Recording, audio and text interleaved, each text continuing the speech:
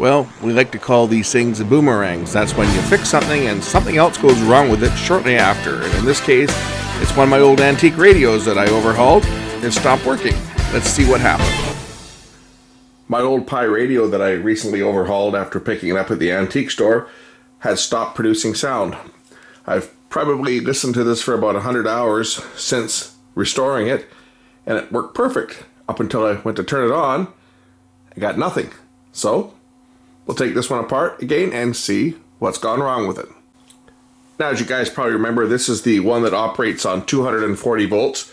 So I've got my step-up transformer here to take the 120 volts from the outlet and give me 240 volts to power up the radio. So I've got it plugged in. We'll put power to it, turn up the volume.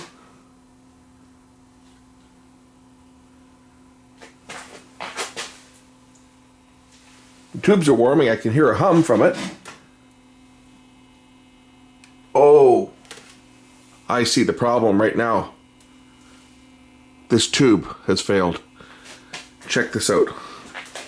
This tube has lost its vacuum. See, the getter has turned milky white. This tube, oh, bloody hell. The tube broke. What's the chances of that happening? The tube broke in the socket. Interesting. So I have to find an ECH 42 tube. That might be a stretch considering how old this thing is. So the question here is what caused this tube to break? I have no idea. So say the radio ran for, I'd say probably put close to 100 hours on it. You know, kids listen to it for an hour or so every day, listen to the news and stuff on it, and say one day it just didn't work. It was sitting on the shelf, no one touched it, and say we pull the back off it and tube shot. Anyway, I found a new old stock tube, so I've ordered it. So once the tube comes in, we'll put the tube in, and hopefully there's nothing else wrong with this thing. We'll get some sound out of it again. Okay, I received the new tube today.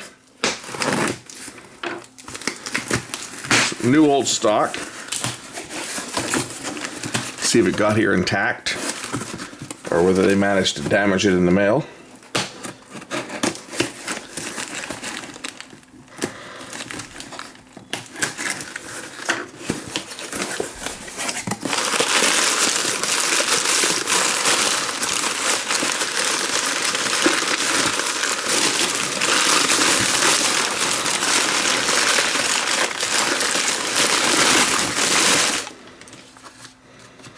International Service Master Electron tube.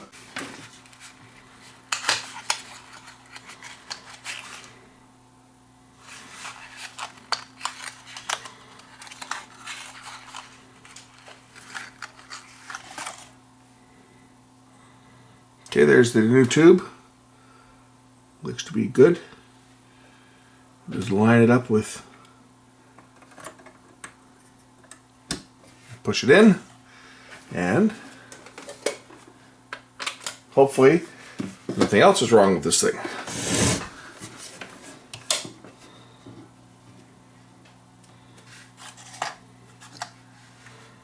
It's interesting how that one just broke inside the radio by itself.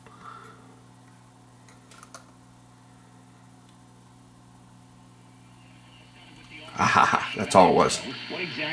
So that is weird, because this had worked. It worked for weeks, and then it just stopped working, and involuntarily. So basically someone who is not currently getting laid. The glass broke. Weird. So we'll put the back on it. We'll turn it around and tune some stuff in on here. Put the screws into the back here. See, I use this radio. I listen to talk radio on it quite a bit, but I've been playing around with the shortwave band on it, and it's actually kind of interesting. I didn't think there was much left on shortwave, but there actually is still a few broadcasts out there. I haven't been listening to shortwave much on it. It's mostly been the AM band.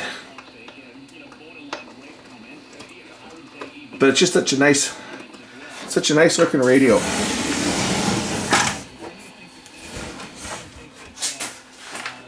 Having this so process is a reasonable and just thing.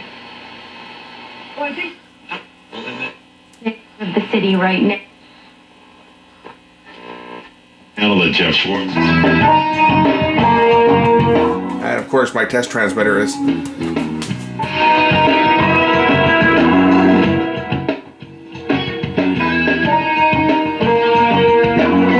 Okay.